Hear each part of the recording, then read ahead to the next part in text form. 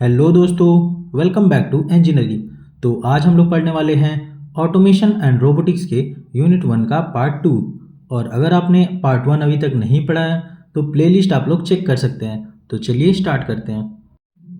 तो सबसे पहले हम लोग बात करेंगे फ्लूइड पावर सिस्टम क्या होता है। तो देखिए, कोई भी एक ऐसा सिस्टम या फिर मशीन जिसमें हम लोग हाई प्रेशराइज्ड ऑयल या फिर गैस का इस्तेमाल करके उसमें पावर जनरेट करते हैं और उस पावर की हेल्प से जो भी वो मशीन है उसके मोशन को हम लोग कंट्रोल करते हैं, ये होता है हमारा फ्लूइड पावर सिस्टम। ठीक है, तो आइए इसको डिटेल में देखते हैं। A fluid power system is a system that uses pressurised fluid, liquid और gas to transmit power and control the motion of machine in automation. तो किसी भी ऑटोमेशन के इंडस्ट्री या फिर किसी भी ऑटोमेशन का जो मशीन होता है उसमें हम लोग पावर कैसे जनरेट करते हैं या फिर उसको कैसे चलाते हैं। तो देखिए, उसमें सबसे पहले हम लोग प्रेशराइज्ड फ्लूइड का यूज़ करते हैं। प्रेशराइज्ड फ्लूइड क्या होता है? कोई भी एक ऐसा फ्लूइड जिसमें प्रेशर हो। तो फ्लूइड कौन कौन सा होगा? तो लिक्विड या फिर गैस। तो लिक्विड में आपका हो जाएगा ऑयल हो गया, वाटर हो गया या फिर कोई भी मटेरियल हो गया लिक्विड में। और गैस में आपका कंप्रेस्ड एयर यूज होता है। ठीक है, और इसकी हेल्प से जो भी पावर इसमें जनरेट होता है उसको ट्रांसमिट करके यानी कि भेज के और जो भी मशीन है उसके मोशन को कंट्रोल किया जाता है ताकि उसको यूज करके जो भी उसका काम है, फंक्शन है, वो उसको कर सके। तो ये होता है हमारा फ्लूइड पावर सिस्टम। ठीक है, तो जैसे कि आप लोग डायग्राम में देख सकते हैं, ये हमारा एक हाइड्रोलिक सिस्टम का डायग्राम है। ठीक है, और ये फ्लूइड पावर सिस्टम का एक टाइप्स है। ठीक है, तो इसमें देखते हैं क्या होता है। तो आप लोग डायग्राम में देखिए, ऊपर सबसे पहले हमारा लगा हुआ है प्रेशर गेज। ठीक है, उसके नीचे आएंगे तो लगा है डायरेक्शनल कंट्रोल वाल्व। फिर राइट साइड में ऊपर देखिए हाइड्रोलिक सिलेंडर लगा हुआ है, नीचे आएंगे कंट्रोल वाल्व है, उसके नीचे से ऐसे लाइन गया है, वहाँ पे एक ऑयल रिजर्वॉयर।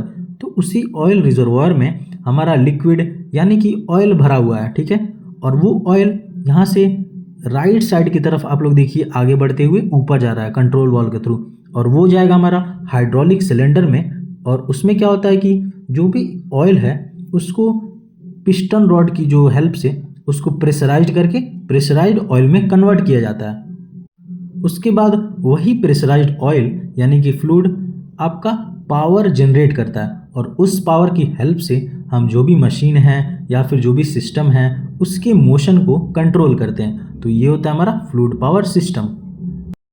अब हम लोग बात करेंगे types of fluid power system, यानी कि जो हमारा फ्लूइड पावर सिस्टम है वो कितने टाइप्स के होते हैं। तो पहला है हमारा इसमें हाइड्रोलिक सिस्टम और दूसरा है न्यूमेटिक सिस्टम। तो सबसे पहले हम लोग बात करेंगे हाइड्रोलिक सिस्टम क्या होता है। तो देखिए, it uses liquid oil under pressure to generate high force. तो देखिए, हाइड्रोलिक सिस्टम क्या करता है? ये एक ऐसा सिस्टम है जिसमें हम लोग लिक्विड यानी कि ऑयल का यूज़ करते हैं हाई प्रेशर जनरेट करने के लिए, और उस प्रेशर का यूज़ करके हम लोग हाई फोर्स जनरेट करते हैं। और ये जो भी हमारे प्रेशर और फोर्स जनरेट होते हैं उसके इस्तेमाल से किसी भी हम लोग मशीन के मोशन को कंट्रोल करते हैं, यानी कि उस मशीन को कंट्रोल करते हैं। और ये कौन कौन से ऐसे आपके मशीन यानी कि जो भी सिस्टम है उसमें यूज़ होते हैं। तो पहला है हमारा प्रेस मशीन्स, दूसरा है हाइड्रोलिक लिफ्ट और तीसरा एक्सकेवेटर। तो आपको ये सब चीज़ गूगल पे देख लीजिएगा कि कौन से मशीन कैसे होते हैं। ठीक है, दूसरा हमारा है न्यूमेटिक सिस्टम। तो देखिए, it uses compressed air to produce motion. तो हमारा न्यूमेटिक सिस्टम क्या होता है? तो ये एक ऐसा सिस्टम होता है जिसमें हम लोग एयर यानी कि हवा का यूज़ करते हैं पावर जनरेट करने के लिए, और उस पावर से हम लोग क्या करते हैं? मोशन जनरेट करते हैं। ठीक है, जैसे कि आप लोग हाइड्रोलिक सिस्टम में देखे होंगे, इसमें हम लोग ऑयल का यूज़ करते हैं यानी कि प्रेशराइज्ड ऑयल का। तो न्यूमेटिक सिस्टम में हम लोग प्रेशराइज्ड एयर का यूज़ करते हैं। ठीक है, और ये कहाँ कहाँ इस्तेमाल होता है? तो पहला है हमारा पिक एंड प्लेस मशीन और दूसरा है हमारा पैकेजिंग सिस्टम। इसको हम लोग डिटेल में आगे पढ़ते हैं, एडवांटेज और डिसएडवांटेज देख लेते हैं। तो पहला इसमें can generate large force with small components. तो देखिए, फ्लूइड पावर सिस्टम एक ऐसा सिस्टम है जिसमें हम छोटे छोटे कंपोनेंट्स के इस्तेमाल से बहुत ज़्यादा फोर्स जनरेट कर सकते हैं, यानी कि लार्ज अमाउंट में पावर यानी कि फोर्स हम लोग जनरेट कर सकते हैं। ठीक है, दूसरा हमारा motion can be controlled easily and accurately. तो इसमें जो भी मोशन जनरेट होते हैं उसको हम लोग ईजिली और एक्यूरेटली कंट्रोल कर सकते हैं। ठीक है, लास्ट हमारा easily used in automated machines and industrial system. तो जाहिर सी बात है जो फ्लूइड पावर सिस्टम है यानी कि हाइड्रोलिक सिस्टम, न्यूमेटिक सिस्टम, इसका हम लोग ज़्यादा से ज़्यादा किसी भी इंडस्ट्री या फिर ऑटोमेटेड मशीन में यूज़ कर सकते हैं। अब इसके कुछ डिसएडवांटेज देख लेते हैं। तो पहला ही पॉइंट इसमें कह रहा है कि fluid leakage can reduce efficiency. तो देखिए फ्लूइड पावर सिस्टम यानी कि हाइड्रोलिक सिस्टम है, उसमें एक प्रेशराइज्ड फ्लूइड का हम लोग यूज़ करते हैं और वो होता है आपका ऑयल, ठीक है। और अगर कहीं भी उसमें सिस्टम में ऑयल लीक करेगा तो इसकी वजह से क्या होगा, उसकी इफिशियंसी कम हो जाएगी और वो मशीन या फिर सिस्टम सही से काम नहीं कर पाएगा। दूसरा हमारा रेगुलर मेंटेनेंस इज नीडेड। तो किसी भी फ्लूइड पावर सिस्टम में हमें हर 5 दिन पे या फिर 10 दिन पे ऐसे उसमें मेंटेनेंस ज़रूरी होता है, क्योंकि अगर कहीं से भी लीकेज या फिर कहीं से पाइप या कुछ भी टूट गया तो उसकी वजह से उसमें दिक्कत आ जाएगी और जितना उसको इफिशियंसी चाहिए होगा वो उतना जनरेट नहीं कर पाएगा। तीसरा पॉइंट कह रहा है कि power loss can occur due to friction and leakage. तो अगर आपकी फ्लूइड पावर सिस्टम या फिर हाइड्रोलिक सिस्टम में कहीं पे पावर लॉस हो रहा है तो इसका मेन कारण ये है कि या तो कहीं उसमें लीकेज है या तो फ्रिक्शन के कारण ऐसा हो रहा है जिसकी वजह से पावर लॉस होती है, ठीक है। तो अब हम लोग पढ़ने वाले हैं हाइड्रोलिक सिस्टम या फिर न्यूमेटिक सिस्टम में क्या डिफरेंस होता है, और ये क्वेश्चन हमारा 2 नंबर या फिर 10 नंबर में आ सकता है, तो इसको आप लोग स्टार बना के नोट कर लीजिएगा। तो आइए देखते हैं। A hydraulic system usage liquid और ऑयल टू ट्रांसमिट पावर। तो देखिए हाइड्रोलिक सिस्टम में जो भी हम लोग पावर जनरेट करते हैं वो या तो लिक्विड का इस्तेमाल होता है उसमें या फिर ऑयल का इस्तेमाल होता है, ठीक है। और वहीं पे न्यूमेटिक सिस्टम में हम लोग कंप्रेस्ड एयर का इस्तेमाल करके पावर जनरेट करते हैं, ओके। दूसरा पॉइंट देखिए, it operates at high pressure. तो जो हमारा हाइड्रोलिक सिस्टम होता है वो हाई प्रेशर पे ऑपरेट होता है जो कि 700 बार या उससे ऊपर होता है, और वहीं जो हमारा न्यूमेटिक सिस्टम होता है वो लो प्रेशर पे ऑपरेट होता है, ठीक है। तीसरा देखिए, it can produce very high force. तो जो हमारा हाइड्रोलिक सिस्टम होता है वो बहुत ज़्यादा फोर्स जनरेट करता है, और वहीं पे जो हमारा न्यूमेटिक सिस्टम होता है वो लो टू मीडियम फोर्स जनरेट करता है। चौथा पॉइंट इसमें कह रहा है कि the motion is smooth and precise. तो जो हाइड्रोलिक सिस्टम में मोशन है वो बहुत ही स्मूथ है और प्रिसाइज है, ठीक है। वहीं पे जो न्यूमेटिक सिस्टम कह रहा है कि the motion is very fast. तो जो न्यूमेटिक सिस्टम में मोशन है मशीन की वो बहुत फास्ट होती है। पांचवा पॉइंट देखिए, ऑयल लीकेज में अकर सो मेंटेनेंस इज हायर। तो जैसा कि आप लोगों को पता है कि हाइड्रोलिक सिस्टम में जो भी पावर ट्रांसमिट होती है वो या तो लिक्विड या तो ऑयल की हेल्प से होती है, जिसकी वजह से उसमें मेंटेनेंस बहुत ज़रूरी होता है, ठीक है। न्यूमेटिक में देखिए, it is clean and require less maintenance. तो जैसा कि आप लोगों को पता है कि न्यूमेटिक सिस्टम में कंप्रेस्ड एयर का यूज होता है तो इसमें ज़्यादा हमें मेंटेनेंस की ज़रूरत नहीं पड़ती है।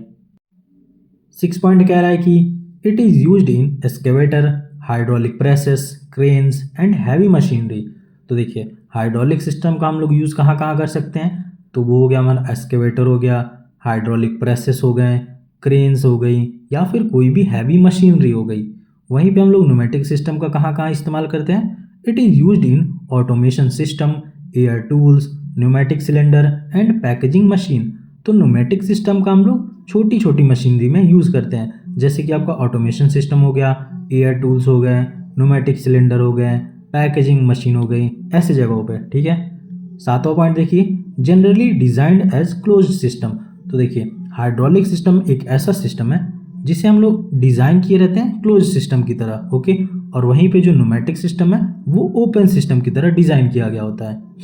हाइड्रोलिक सिस्टम में 8वां पॉइंट देखिए, वॉल्व ऑपरेशन आर डिफिकल्ट। देखिए हाइड्रोलिक सिस्टम में जो भी हमारे वॉल्व के ऑपरेशन होते हैं, पिस्टन सिलेंडर अरेंजमेंट हो गया, रिजर्वॉयर हो गया, तो इसमें जो भी सिस्टम है वो बहुत डिफिकल्ट होता है। वहीं हमारा न्यूमेटिक सिस्टम में वॉल्व ऑपरेशन ईजी होता है, ओके। हाइड्रोलिक सिस्टम हैवियर इन वेट होता है। तो मतलब कि जिस भी मशीन या फिर सिस्टम में हाइड्रोलिक सिस्टम का यूज़ होता है वो बहुत हैवी मशीन होती है, यानी कि वो उसका वजन बहुत ज़्यादा होता है। और वहीं ऐसा सिस्टम या फिर कोई भी मशीन जिसमें न्यूमेटिक सिस्टम का यूज़ होता है वो लाइटर इन वेट होता है, यानी कि वो हल्का होता है वजन में, ओके। तो अगर आपको ये वीडियो पसंद आ रही है तो प्लीज़ हमारे चैनल को लाइक करिए, शेयर करिए और सब्सक्राइब करना ना भूलें। तो चलिए आगे देखते हैं इसमें। तो अब हम लोग बात करेंगे हाइड्रोलिक सिस्टम क्या होता है। तो देखिए हाइड्रोलिक सिस्टम हमारा फ्लूइड पावर सिस्टम का एक पार्ट होता है, ओके।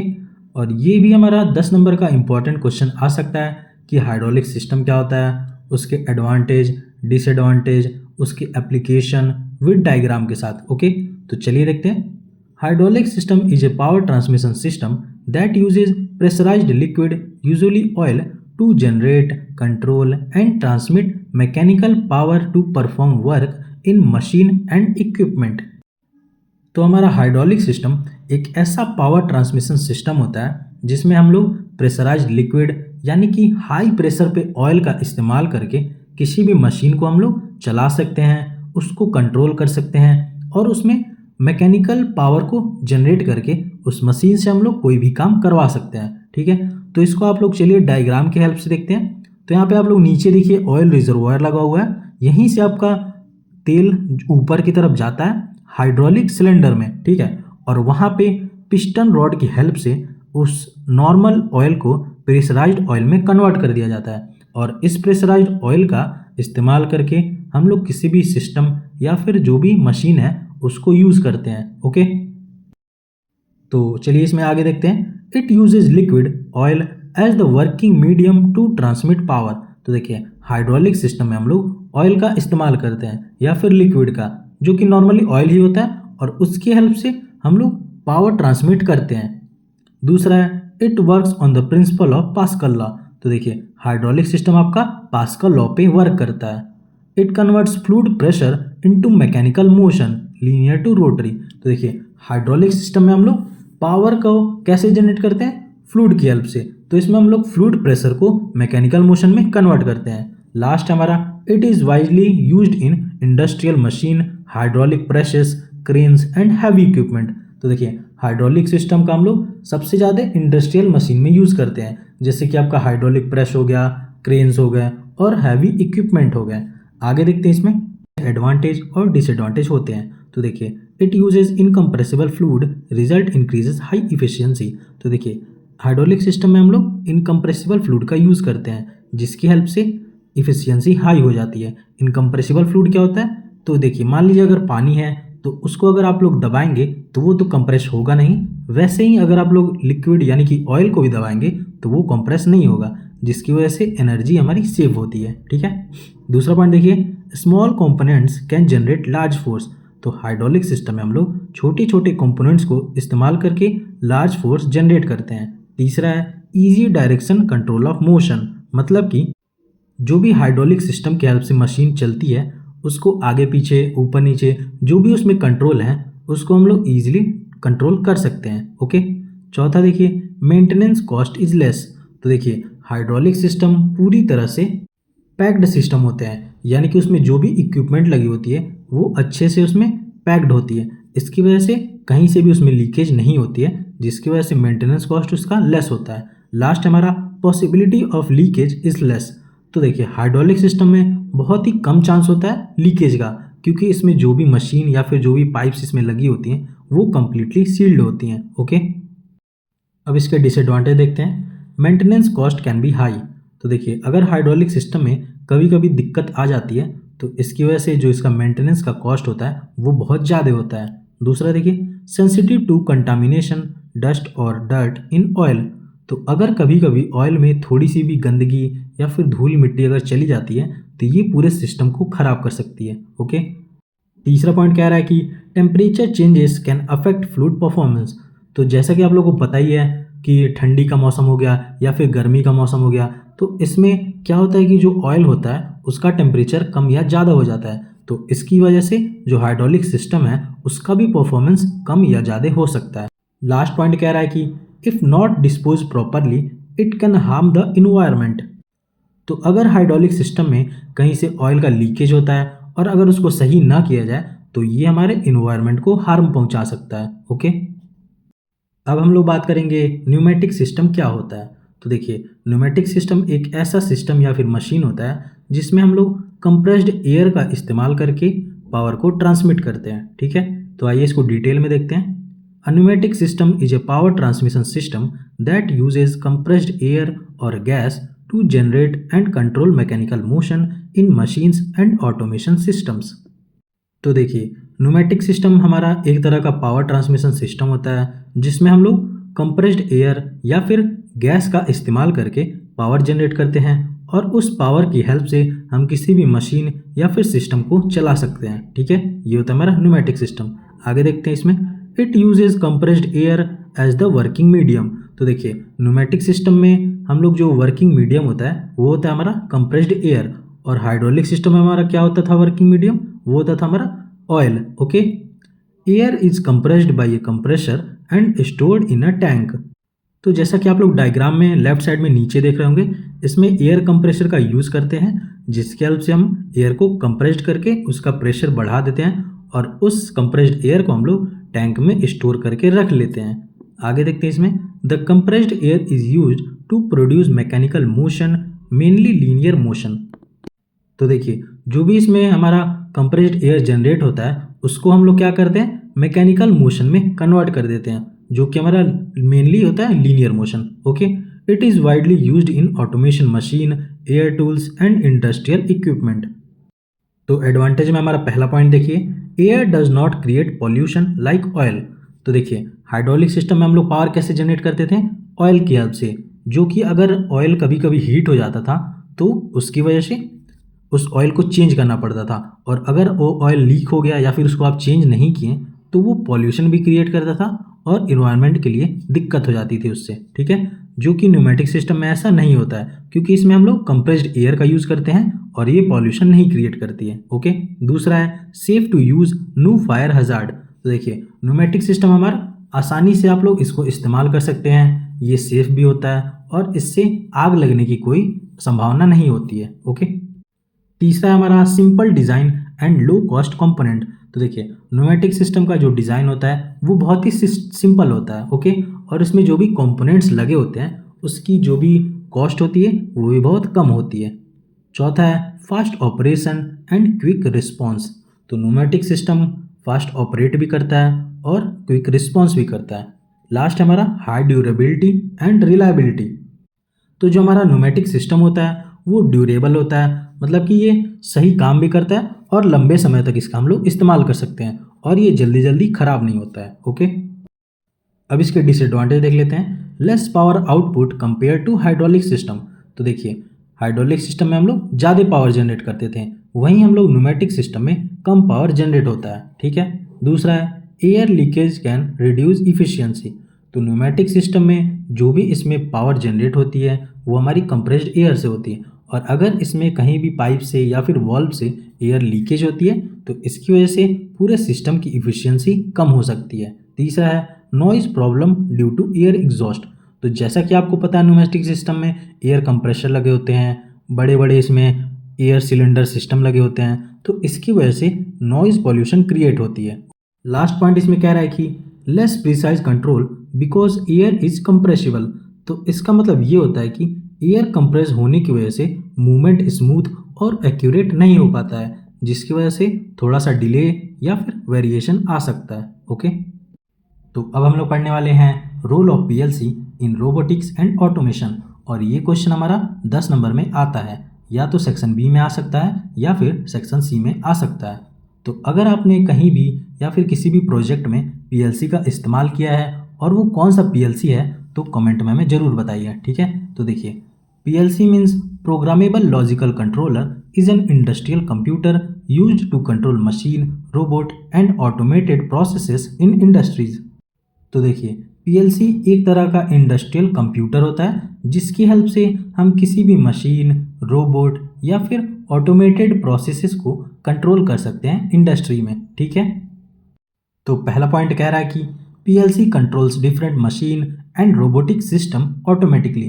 तो देखिए पीएलसी एक तरह का कंट्रोल सिस्टम होता है जिसकी हेल्प से हम किसी भी मशीन या फिर रोबोटिक सिस्टम को आसानी से और ऑटोमेटिकली कंट्रोल कर सकते हैं। ठीक है, it automates industrial processes like conveyor system, packaging and assembly line. तो देखिए हर एक इंडस्ट्री में पीएलसी सिस्टम का यूज़ होता है। कहाँ पे, तो आप लोगों ने अगर किसी इंडस्ट्री में आप लोग विजिट किए होंगे तो वहाँ पे आप लोगों ने कन्वेयर सिस्टम देखा होगा, या फिर पैकेजिंग सिस्टम देखी होगी, असेंबली लाइन देखी होगी, जहाँ पे सामान एक जगह से दूसरे जगह जाता है कन्वेयर सिस्टम पे। तो इसमें भी पीएलसी का यूज़ किया रहता है, या फिर जो भी पैकेजिंग सिस्टम होती है जिसमें रोबोट अपने आप उस सामान को पैक कर देते हैं या फिर असेंबली लाइन होती है, यहाँ पे भी आप लोगों ने पीएलसी सिस्टम देखा होगा। ठीक है, जैसे कि आपका स्काडा हो गया, सीमेंस के पीएलसी आते हैं, रास्पबेरी पाई हो गया, हनीवेल हो गया। ठीक है, बहुत सारे टाइप के पीएलसी सिस्टम किसी भी इंडस्ट्री में यूज होते हैं। ओके,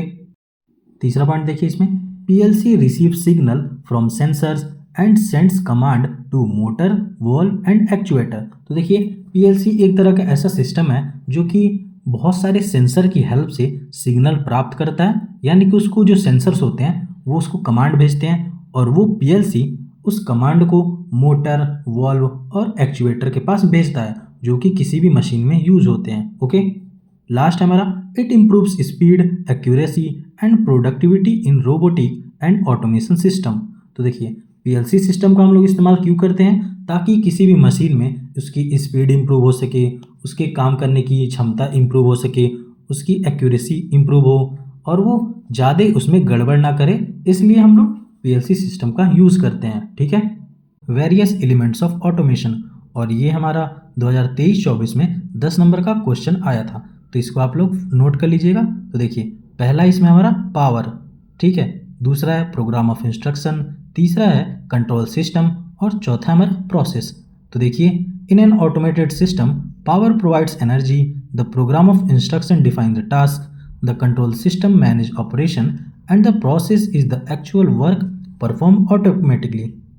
तो आप लोग डायग्राम में देखिए तो आपको आसानी से समझ में आ जाएगा कि ऑटोमेटेड सिस्टम कैसे काम करता है। ठीक है, तो पहले नंबर पे आप लोग ऊपर देखिए पावर, तो पावर का क्या काम होता है कि ये सिस्टम को एनर्जी प्रोवाइड करता है, जिसके हेल्प से पूरा ऑटोमेटेड सिस्टम काम कर सके। ओके, दूसरे नंबर पे हमारा प्रोग्राम ऑफ इंस्ट्रक्शन, तो इसका काम क्या होता है कि ये टास्क जो भी है उसको डिफाइन करता है कि जो पूरे सिस्टम है इसको क्या काम करना है। ठीक है, तीसरे नंबर पे हमारा कंट्रोल सिस्टम, तो कंट्रोल सिस्टम क्या करता है, ये पूरे ऑपरेशन को मैनेज करता है। ओके, और लास्ट में हमारा प्रोसेस है, जो कि ये पूरा सिस्टम मिलके जो भी इसको काम बताएगा वो इस काम को परफॉर्म करेगा। तो इसकी हेल्प से आप ये डायग्राम जो है इसको एग्जाम में बना सकते हैं। Okay, integration of mechanical system with electronic and computer system, तो देखिए इलेक्ट्रॉनिक सिस्टम और कंप्यूटर सिस्टम में मैकेनिकल सिस्टम को हम लोग जोड़ के जो भी इसमें कॉन्सेप्ट बनता है वो होता है हमारा मैकाट्रॉनिक्स। तो अब हम लोग बात करेंगे मैकाट्रॉनिक्स क्या होता है। तो देखिए it is the combination of mechanical components with the electronic devices and computer control to create an intelligent and automated system. This concept is commonly known as mechatronics. तो आपको नाम से ही पता चल रहा होगा मैकाट्रॉनिक्स, तो ये क्या होता है कि देखिए ये हमारा होता है कॉम्बिनेशन किसका, मैकेनिकल कंपोनेंट का, उसमें इलेक्ट्रॉनिक डिवाइसेस का, फिर कंप्यूटर कंट्रोल का, और ये तीनों चीज़ मिला के क्या बनाती है हमारी एक ऑटोमेशन सिस्टम, जो कि हमारी इंटेलिजेंट भी होती है और ऑटोमेटिक काम करती है। और ये हमारे पूरे कॉन्सेप्ट को मिला के जो बनता है वो होता है हमारा मैकाट्रॉनिक्स। तो जैसे कि आप लोग डायग्राम में देख सकते हैं, यहाँ पे आपका इंजन है, कंप्यूटर सिस्टम है, इलेक्ट्रॉनिक कुछ डिवाइसेस हैं, और इन सबको असेंबल करके हमें क्या बनाया, एक कार बनाया है। ठीक है, और ये हमारी ऑटोमेटिक काम करती है और ये इंटेलिजेंट भी है। तो ये होता है हमारा मैकाट्रॉनिक्स। ठीक है, तो अगर यहाँ तक आपको वीडियो पसंद आई हो, समझ आई हो, तो एक लाइक करिए और चलिए आगे देखते हैं। तो देखिए रोबोटिक्स एंड ऑटोमेशन में कभी कभी 2 नंबर में भी पूछ सकता है कि मैकाट्रॉनिक्स क्या होता है। ठीक है, तो चलिए इसमें आगे देखते हैं। Mechanical system provides the structure and motion like gears, Motors and machine. तो देखिए इसमें जो भी मैकेनिकल सिस्टम है वो हमें पूरे सिस्टम के लिए एक स्ट्रक्चर प्रोवाइड करती हैं, जैसे कि आपका गियर हो गया, मोटर हो गया, मशीन हो गया। अच्छा, आपको कौन कौन से गियर का नाम पता है कमेंट में ज़रूर बताइएगा। ठीक है, दूसरा देखिए electronic components like sensor and controllers detect and control the process. तो इसमें इलेक्ट्रॉनिक कंपोनेंट्स कौन कौन से होते हैं, जैसे कि सेंसर हो गया, कंट्रोलर हो गया, तो ये हमारे पूरे प्रोसेस को डिटेक्ट करते हैं या फिर कंट्रोल करने में हेल्प करते हैं। ठीक है, तीसरा है computer system process data and give instruction to the machine. और इसमें जो कंप्यूटर सिस्टम का हम लोग यूज़ करते हैं ये हमारे पूरे सिस्टम को इंस्ट्रक्शन प्रोवाइड करती है। ठीक है, और जो भी इसमें डेटा है वो हमारे कंप्यूटर में इंक्लूडेड होते हैं। चौथा पॉइंट इसमें कह रहा है कि the integration helps machine work automatically, accurately and efficiently. तो ये जो मैकेनिकल सिस्टम, इलेक्ट्रॉनिक सिस्टम और कंप्यूटर सिस्टम को जोड़ के हम जो भी बनाते हैं ये क्या करती है, कि इसमें मशीन को ऑटोमेटिक, एक्यूरेटली और इफ़िशिएंटली वर्क करने में हेल्प करती है। जैसे कि आपका इंडस्ट्रियल रोबोट हो गया, सीएनसी मशीन हो गए और जो भी ऑटोमेटेड प्रोडक्शन लाइन है वो हो गए। ठीक है, जैसे कि आप लोग डायग्राम में देखिए, जो मैकेनिकल सिस्टम है इसमें क्या क्या हो गया, गियर हो गए, मोटर हो गए, जो भी मैकेनिकल प्रोडक्ट या सिस्टम हो गए वो हो गए। ठीक है, इलेक्ट्रॉनिक सिस्टम में देखिए आपके सेंसर हो गए, कंट्रोलर हो गए, फिर आपका पीएलसी सिस्टम हो गया, आपके इंटीग्रेटेड चिप्स हो गए। फिर आपका कंप्यूटर सिस्टम में क्या क्या आएगा, प्रोग्रामिंग एंड कंट्रोल हो गया, आपका जो भी इसमें कंट्रोलिंग डिवाइसेस हैं वो आपके यूज़ होंगे। ठीक है, और इन सबको यूज़ करके हमने क्या यहाँ पे बनाया है, स्मार्ट ऑटोमेशन, यानी कि कोई भी रोबोट या फिर यहाँ पे इसमें डायग्राम में देखिए आप रोबोटिक आर्म जैसा एक ऑटोमेशन सिस्टम बनाया जो कि मैकेट्रॉनिक्स के हेल्प से बना हुआ है। ओके, और यूनिट 1 का जो हमारा लास्ट टॉपिक है वो है short notes on industrial robot. मतलब कि इंडस्ट्रियल रोबोट क्या होता है, वो कैसे काम करता है, उसका इंडस्ट्री में क्या यूज़ है। ठीक है, और ये हमारा 10 नंबर में फिक्स क्वेश्चन आ सकता है यूनिट 1 से, या फिर कभी कभी यूनिट 2 या 3 से भी आ सकता है। ओके, तो देखिए, an industrial robot is an automatically controlled and programmable machine used in manufacturing industry. तो देखिए, इंडस्ट्रियल रोबोट क्या होता है, एक ऑटोमेटिक कंट्रोल्ड और प्रोग्राम मशीन होता है। ठीक है, जिसका हम लोग मैन्युफैक्चरिंग इंडस्ट्री में यूज़ करते हैं। क्यों, ताकि वो सही से उसमें काम कर सके और जो भी वो काम करे उसमें एरर बहुत कम आता है। ठीक है, दूसरा पॉइंट कह रहा है कि it can perform task like welding, material handling, assembly and painting with high accuracy. तो देखिए, जो भी हमारे इंडस्ट्रियल रोबोट होते हैं वो वेल्डिंग कर सकते हैं, या फिर मटेरियल हैंडलिंग यानी कि एक जगह से दूसरे जगह किसी सामान को या ले जा सकते हैं, ला सकते हैं, असेंबली लाइन में काम करते हैं, या फिर कहीं भी वो पेंटिंग का यूज़ कर सकते हैं। ठीक है, और वो हाई एक्यूरेसी के साथ करते हैं। तीसरा है industrial robot work using sensor, controller, actuator and computer program. तो देखिए, जो भी हमारे इंडस्ट्रियल रोबोट होते हैं उसमें क्या क्या लगे होते हैं, सेंसर लगे होते हैं, कंट्रोलर लगे होते हैं, एक्चुएटर लगे होते हैं और पूरी कंप्यूटर प्रोग्राम से लैस होते हैं। ठीक है, इस पे हमारे इंडस्ट्रियल रोबोट वर्क करते हैं। चौथा है they are an important part of automation and modern production system. तो देखिए, जो भी हमारे इंडस्ट्रियल रोबोट हैं ये ऑटोमेशन इंडस्ट्री के बहुत ही इंपॉर्टेंट पार्ट होते हैं। ओके, पांचवा पॉइंट कह रहा है कि robots can work continuously for long hours without fatigue, increasing productivity. तो देखिए, किसी भी ऑटोमेशन इंडस्ट्री या फिर किसी भी फैक्ट्री में जो रोबोट होते हैं वो लगातार घंटों तक काम कर सकते हैं बिना किसी थकान या फिर रुकावट के। ओके, जिसकी वजह से उस प्लांट या फिर इंडस्ट्री की प्रोडक्टिविटी इंक्रीज होती है। लास्ट पॉइंट है हमारा industrial robots are widely used in industry such as automobile, electronic and manufacturing. तो देखिए, इंडस्ट्रियल रोबोट हमारे सबसे ज़्यादा यूज होते हैं इंडस्ट्री में, जैसे कि ऑटोमोबाइल इंडस्ट्री हो गया, इलेक्ट्रॉनिक इंडस्ट्री हो गई या फिर मैन्युफैक्चरिंग इंडस्ट्री हो गई। ठीक है,